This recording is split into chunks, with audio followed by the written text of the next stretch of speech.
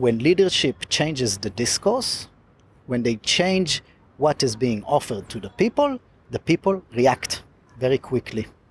So what we see in terms of militarism, in terms of the perpetual war, and the atrocities that we are doing in the West Bank and in Gaza and everywhere in the region, that is a language. That is the language that the Israeli government is speaking, and they know only that language. So that's why we need a change in government that speaks different languages and teach the people. All right, new episode of Jung Naive. I have a new guest. Who are you? My name is Yonatan Zeigen. Currently I live in Tel Aviv, in the neighborhood of Florentine, where we are sitting right now. Originally I'm from Kibbutz Be'eri, in the Gaza envelope as we call it. I have 3 kids and a partner. But you're also a politician now? I'm running for parliament. I think there's a difference. You want to be a politician?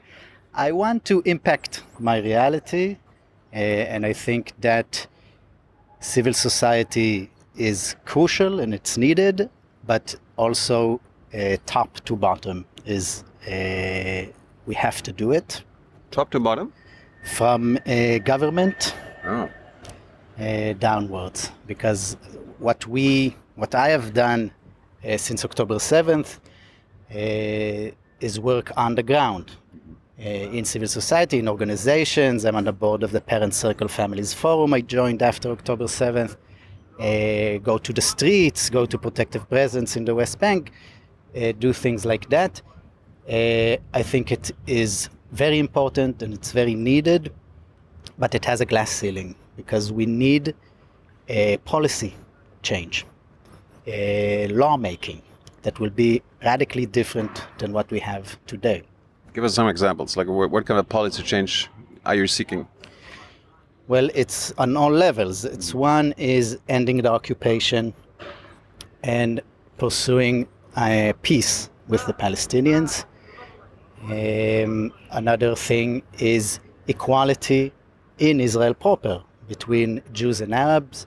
It's not just a societal thing. It's not just racism between people. It's also laws that prevent Arabs from mobility, that prevent them rights in real estate and in education and in welfare, in all aspects of life. It's also the economy in general. We have a capitalistic approach from the government that we have to change. We have to raise the minimum wage. We have to bring back ownership to the state of services like welfare. We have to invest in infrastructure. So on all levels, social justice, equality, ending the occupation and resolving the Israeli-Palestinian conflict, we need radical change in government, not only in the streets. It sounds like a big undertaking. Yes. Are there other parties, other politicians that want this? Why do you need to run? Why do you guys, founded a new party? Well, there are aspects of what I was saying fragmented in different parties. There is no political movement or project that is holistic in the way that I presented now. Why? Why? Yeah. You have to ask those politicians. I mean, I heard there's like a Labour Party. There is now running a party that is called the Democrats. It's remnants of the Labour Party and a party that was named Meretz. They joined together now. Yeah. They are running. I don't feel that they offer a completely new vision to Israel, Palestine, and the region. I feel like they are a lot better than the current government, sure. No doubt about it. but they want to go back to October 6th. And I want to create a new reality. And they are a Jewish Zionist party. So they have Arab guests. They have like an Arabic representative. We are a joint Arab-Jewish party to the core. So there are differences that we may belong to the same camp in terms of opposition to the current government and the ability to fantasize about a different reality, but we don't share the same values in terms of the whole three: peace, social justice, and equality. It kind of sounds like a fantasy to go back to October 6th. You know, that's when you talk about the other parties? That's the way I look at it, Yeah, but people, they will tell you that I'm fantasizing, right? Because I'm utopian, because I talk about... Naive. Naive. We talk about things that the people are not ready for. And I always feel, who's the people? I'm the people. Exactly. We are all the people. And if I think what I think, then there is a percentage of the people who think the way I think. And it's a dialectical process. We need to build societal power, we need to build political power in order to make this fantasy into reality. How did your life change between October 6 and 7? It changed dramatically in the way I lead my life. It didn't change my convictions, it didn't change the way I analyze reality, but it completely changed my day-to-day. Why? Before then, I'll start earlier. Yeah. In my teenage years, I grew up in a very politically aware home. My mother, Vivian Silver, she was a very dominant a peace activist In Israel? in Israel, yeah. And that was the way that I thought that would be my path in life as well. And I even went to study law in order to become like a human rights lawyer. Oh. I remember making that decision after being active in the West Bank with different organizations, Combatants for Peace, Rabbis for Human Rights, and standing in Sheikh Jarrah, which is a East Jerusalem neighborhood that is already back then, but all the time is going through this Jewifying process of taking the homes of the Palestinians and giving it to Jews. We would demonstrate, and I felt I stood there and I felt this is good, but we need more impact. So I went to study law, and then something happened to me. I grew up in the 90s. Mm-hmm. The 90s brought us Oslo. You remember Oslo? You know what I'm talking about? I heard about it. the so-called peace right. process. So today I have a lot of criticism about Oslo, but back then it was really an energy of change, mm-hmm.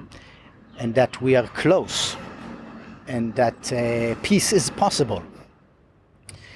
That changed, that eroded gradually until 2000, when Barak came back and said there is no Palestinian partner. Second Intifada broke, and then the narrative changed from we are a peace-seeking people that have to defend ourselves, but peace is possible, to the conflict is our fate, and we will manage the conflict. We won't solve it, we will manage it. Because we can. Because we can. And I went to study. There were a lot of violent clashes in Gaza, 2008, 9, 12, 14. Did you serve in the IDF? No, I refused to serve. It's rare, right? It's rare, yes. I mean, it's mandatory, and you can be put in jail if you don't do it. You didn't go to jail? No, they didn't put me in jail. But also the peer pressure is, the societal pressure is very, very heavy. I was shunned for a period of time in my own community. For refusing? For not going into the army. Oh. So it's not an easy decision, but it's a necessary decision in my mind. You don't regret it? No. No. But what I felt by 2014 was a sense of helplessness. Like, I can't do anything about it. It's too big. And my first child was born that year.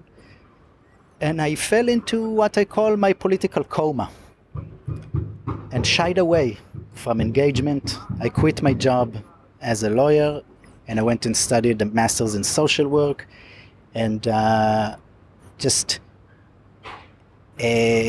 slipped into this fantasy, this shared fantasy of most Israelis that we can live our lives with the occupation. Okay, it's bad, it's terrible, but we're not paying any prices. The others are. The others are. So I'm ashamed of that, but that was my reality. I started focusing on something that I can nourish my own family instead of something that I felt I don't have any impact on. And that bubble burst for me on October 7th, when I sadly had to listen on the phone while my mother was violently killed during the massacre in Kibbutz Be'eri. And that was a completely new feeling of helplessness. But this time it sparked a deep sense of responsibility in me. I realized that I have to be involved, I have to contribute whatever I can so that all of us, Israelis and Palestinians, stop paying these prices. Because October 7th, it didn't start history, it was an outcome. It was an outcome of a century-long conflict, 60 years of occupation, oppression, and it's not a question of justification, right? I don't justify any means of violence, not by the oppressor and not by the oppressed. I do justify resistance. I just prefer non-violent resistance. I think it can be also more effective if it's done properly. But I do understand that violent resistance is a given in these settings. You can't run away from it. When you oppress someone, you will get resistance. So if we want to be safe, we need to create political national reality that doesn't demand resistance. The only way to do that is by shifting the standpoint to equality, treating Palestinians as equals in their humanity to us. So that's what I've been doing since October 7th. I quit my job as a social worker and became dedicated to co-resistance, to reconciliation, to peace work, and now to politics. Do you feel less helpless? I do. Because it's still the same situation. I mean, this is so big, no individual, no small party can change reality. It's true, but maybe it's counterintuitive, but the more you are engaged, the more you feel like you have impact and control and ownership. Ownership on your own story, ownership on your society, a sense of belonging to a community that does the same thing, meeting and partnering with Palestinians and realizing that it's not the two sides of this conflict are not Israelis and Palestinians. It's Israelis and Palestinians that want mutuality, that want to solve the mutual problem of how two peoples share a land, and people who want exclusivity and to destroy the other and to dehumanize the other. These are the two sides of the conflict. So I have Palestinian partners that I belong to, that we belong to a peoplehood together, more so than the inherited affiliation groups. What's the plan? Like, how can your side, win out eventually? I mean, it's easy. It's easy to talk about, we need to have equality and the occupation, be a democratic state, I guess, instead of a Jewish state, right? Well, the concrete solution has to be decided together. Mm-hmm. I think that from what I am exposed to in the Jewish society and in the Palestinian society, I do think that the most feasible thing is two states with a shared homeland, with like a federation, federal establishments.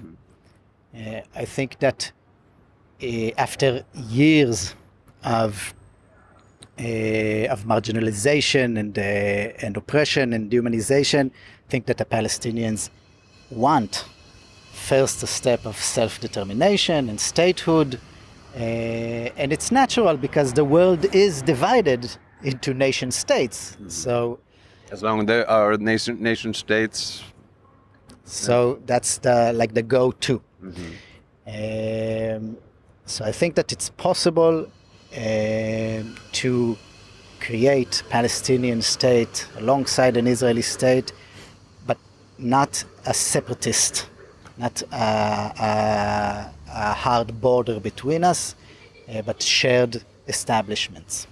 How do you convince many Israelis, because you need millions of Israelis, to change their mind, right? I mean, most Israelis, based on polls and who they're voting for, they're against what you're saying, and you need to convince them at some point.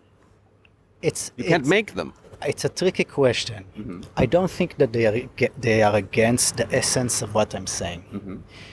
When I meet an Israeli who is completely devoured by revenge and hatred and distrust, what does he want in the end? When you ask him, okay, what do you want? He wants safety, he wants security, he wants well-being. Yes. He thinks that the way to achieve that is by military power, right? But he is not being offered anything alternative. Mm-hmm. I think that if leadership offers an alternative, a concrete alternative, that then we can see a very dramatic and fast shift in public opinion. Because public opinion, it's elusive. You feel, when you look at it, you feel, okay, that's society, right? That's our fate. That's the zeitgeist, and we can't change that. But I don't know, how do Germans think about zeitgeist? It's a German word, but I think about it's in a very temporary fashion, because it can change quickly. It can change quickly and transform into a new zeitgeist, right? That's the point of the term. How does it change? It changes both from the ground, as I said before, with rejuvenation of civil society, with mobilization of people to protest, and it changes from leadership. Mm-hmm. And we see that all through history. In every country around the world, people have the capacity, nations have the capacity for atrocities, I don't have to tell you that, and they also have the capacity to build wonderful things. I also don't have to tell you that. And it changes, it can change quickly if you create new frameworks. And that's what we're trying to do in this party, a place for us all. I was born in former East Germany, and it took only a few weeks for new zeitgeist in '89. Right? How many years did it take for Israel as a country to forgive the Germans formally? You tell me. 5 years, 6 years. We started getting compensation. We started diplomatic relations, and that was a harsh thing to overcome. Oh, yeah. But we did it because how long did it take after the 73 war with Egypt, the most terrible of our enemies? How long did it take to sign a peace agreement? 8 years. Yeah, and even less if you count the Sadat visit. When we are offered something as people, when we are offered a different framework, a different mindset, we take it. What role does the constant wars play? Recently, Israel and America attacked Iran. There's this war in Gaza. Many consider a genocide. There's the occupation of the West Bank and East Jerusalem. There are things going on in Syria and Yemen.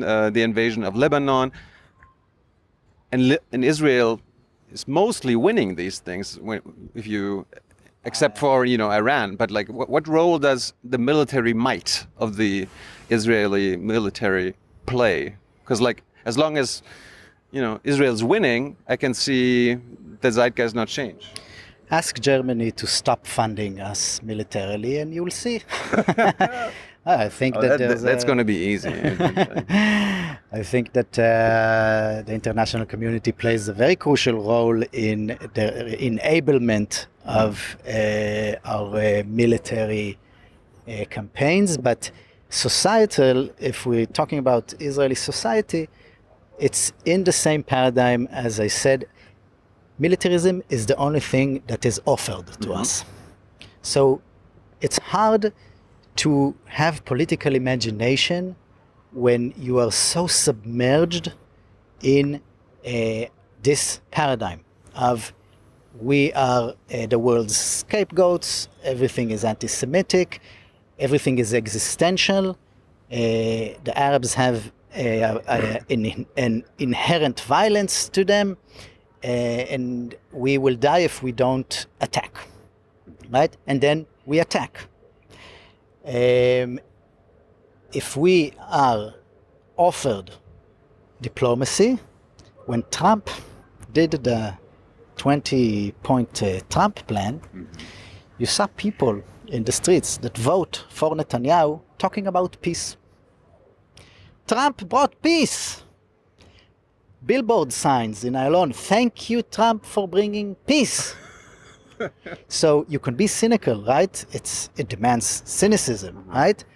But it is an example of when leadership changes the discourse, when they change what is being offered to the people react very quickly. So what we see in terms of militarism, in terms of the perpetual war, and the atrocities that we are doing in the West Bank and in Gaza and everywhere in the region, that is a language. That is the language that the Israeli government is speaking, and they know only that language. So that's why we need a change in government that speaks different languages and teach the people. What role does the Israeli media play? I mean, Israelis watch a lot of TV still, I heard. Newspapers and oligarchic structures in the media structure. What role does changing the media discourse play? Does the media cover your party? What you guys want, or are you on the fringe? Depends. The Arab media is covering us a lot. The Jewish media is hesitant, like the voters. I can imagine it's easier to get voted into the Knesset if you are constantly on TV or in the newspapers. We saw that with Ben Gvir years ago. It's true. What can you learn from Ben Gvir? No, that's a show.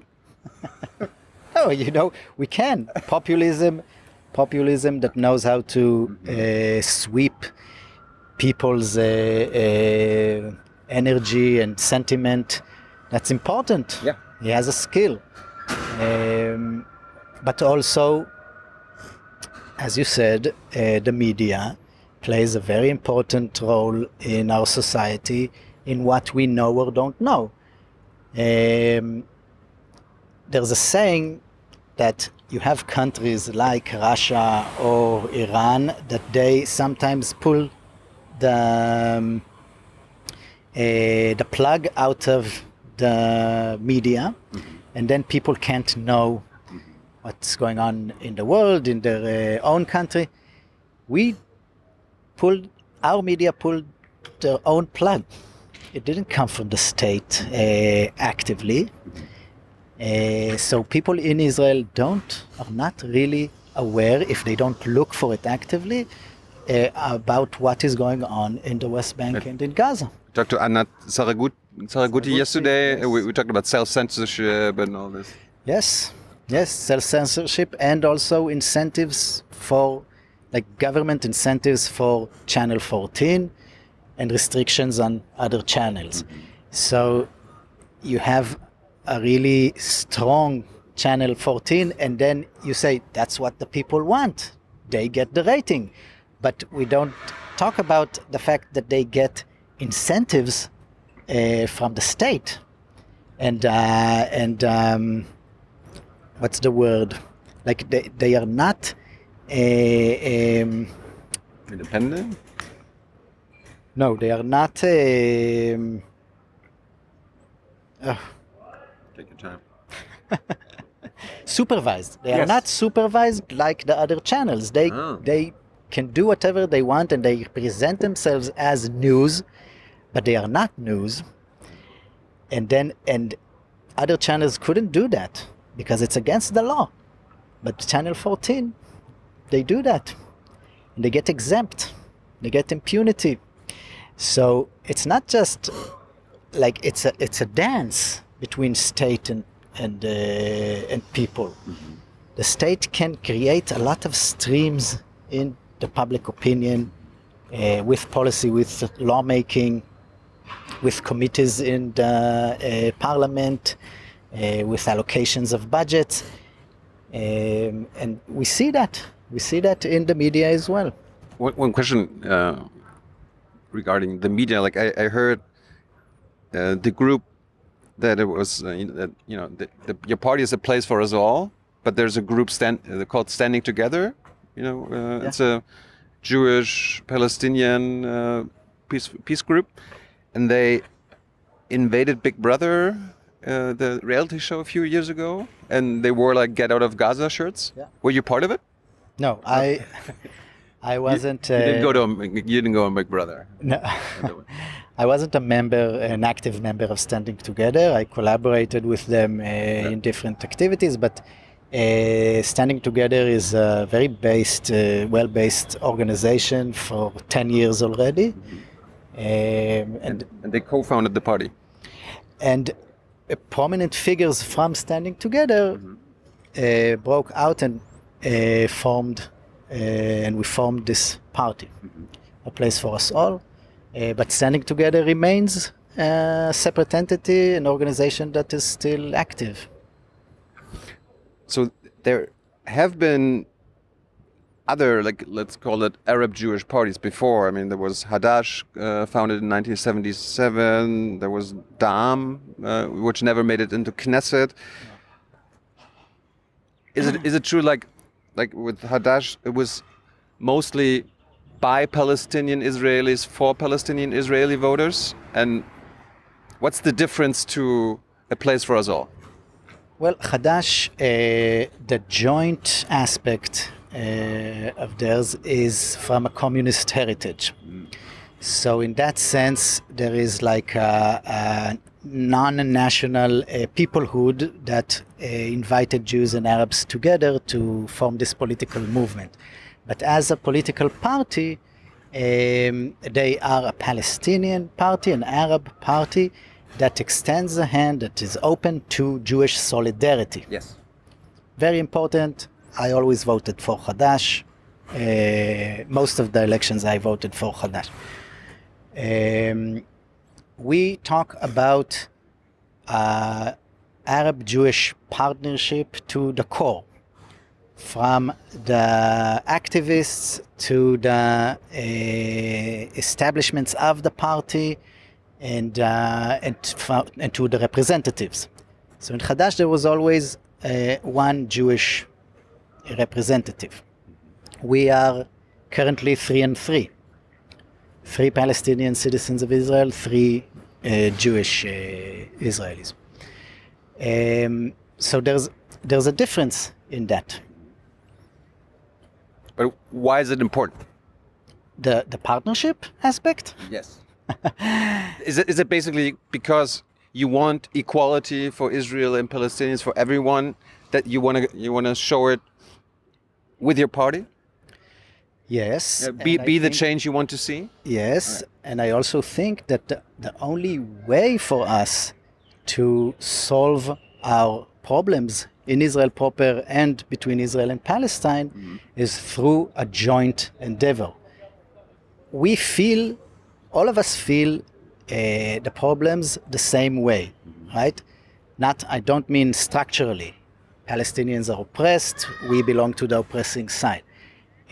But when we don't, in Israel, when we don't have a functioning bus, or we don't have a functioning educational system, if Palestinian citizens are not allowed to practice medicine because they studied abroad instead of here, then we have a shortage in doctors in Israel.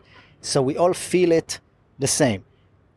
When we lose loved ones to the conflict, when I work together with a bereaved Palestinian mother or a son, the sentiment is the same.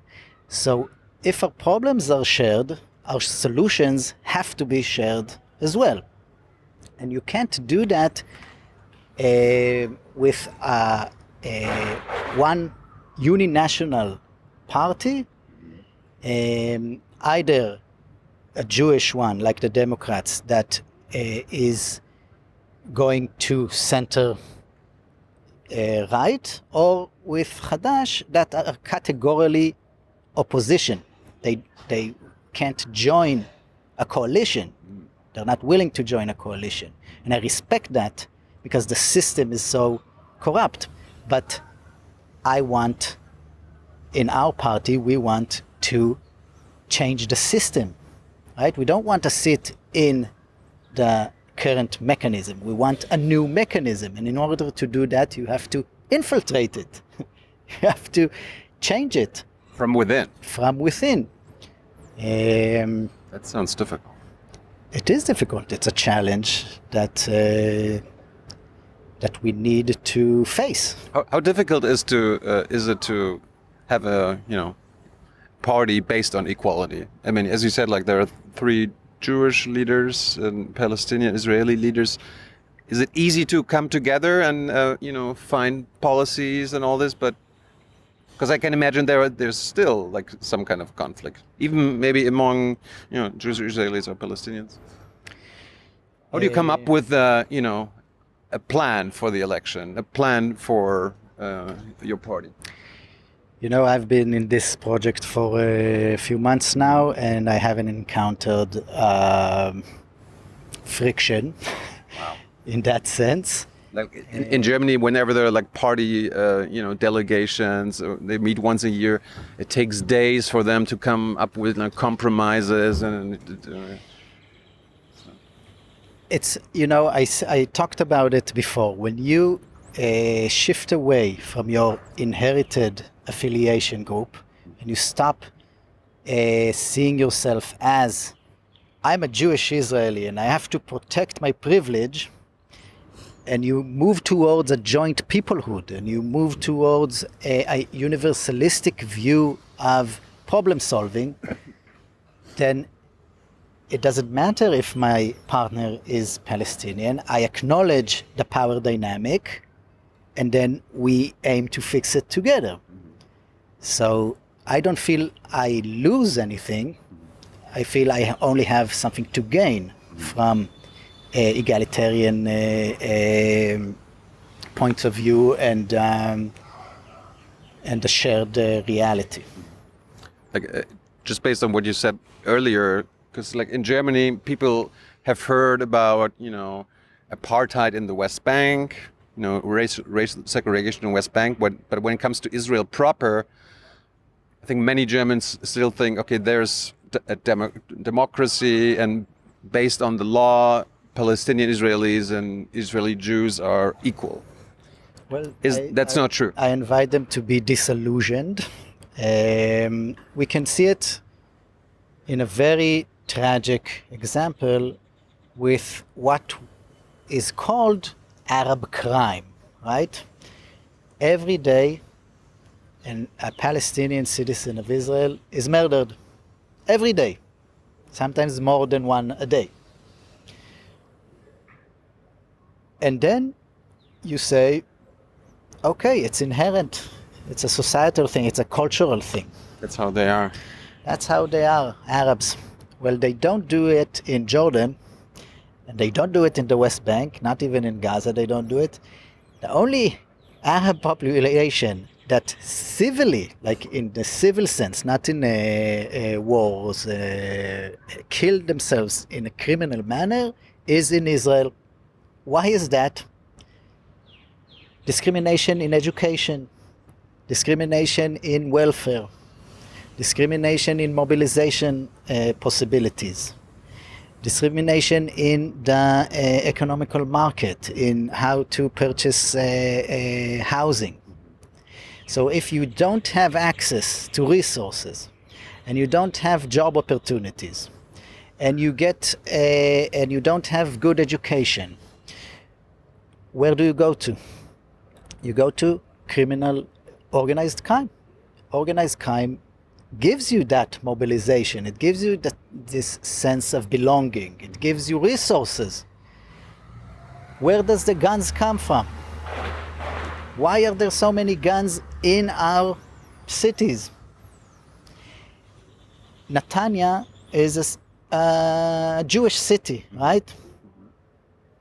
They were festered in organized crime years ago, to the point that people blew up all the time in the streets because of criminal activity. There was a national campaign against it, top to bottom, from the state.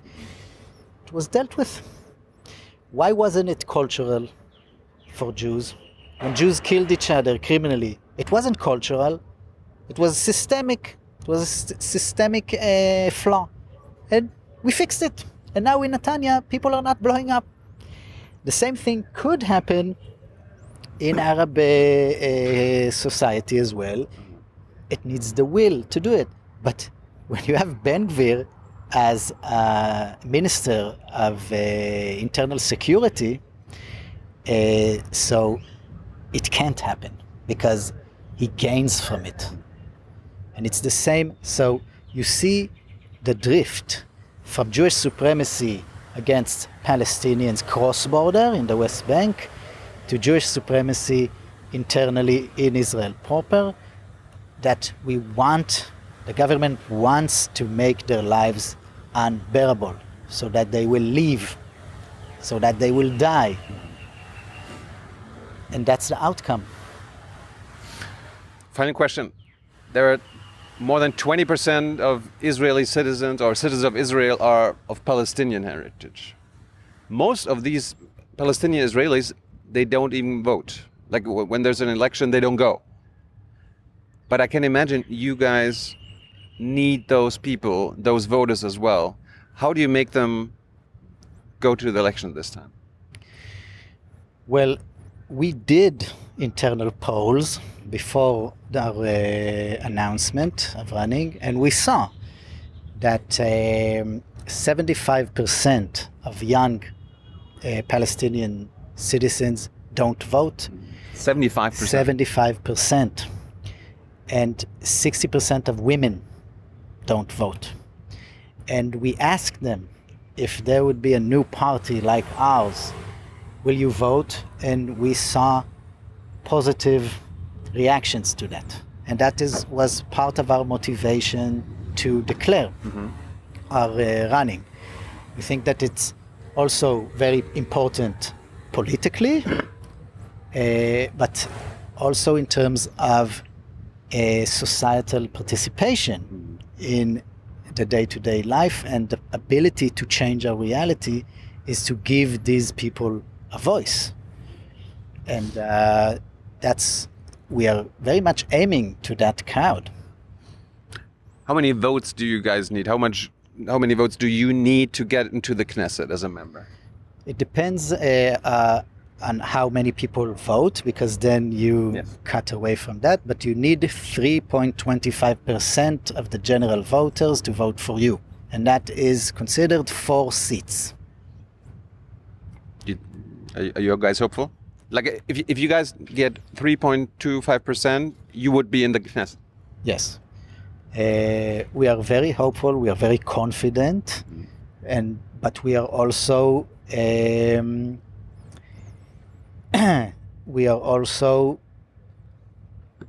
responsible. Yes. Losing, if we get only 3% of the vote and not go in, those 3% go to the garbage. They are burnt votes. And that is a catastrophe, because we need as much seats as we can to take down this current government. We feel that we are a part of that effort, and that we are a part of change, and we have the confidence that we can do it and that it is needed. But if we see that there is no certainty in that, then we won't run till the end. Well, good luck. This is going to be probably the most busy or the busiest 3 months in your life. It already is, yes. Well, I hope you guys make it to the Knesset. Thank you very much. Thank you, Yonatan. Thanks for having us. Tell all the Israelis who live in Berlin to come on voting day here and vote for us. Can't they vote in Berlin? No. Like go to the Israeli embassy or something? No. No, really? No. In Israel, you have to vote physically. That's unfair. Like I know many, migrants in Germany. They just go to the Turkish embassy or something. I know. It's not fair, because there is an effort to diminish political competition. So is it because those Israelis living abroad, they're mostly left-leaning, so we don't want the votes or something? Well, it's been like that forever. Okay. So it stems from all sorts of reasons, but I think that in modern times it should have changed already. Yeah. And one of the reasons it doesn't change, I think, is because expats usually will vote against the current government. Mm-hmm. Well, if you guys listen, fly to Israel. Come and vote. Sometime in October, right? You guys don't know when the election is, right? All right. It's either going to be the 20th of October or the 27th. That's currently what is expected. Yonatan, thank you so much. Thanks for watching. Thanks for listening. Bye-bye.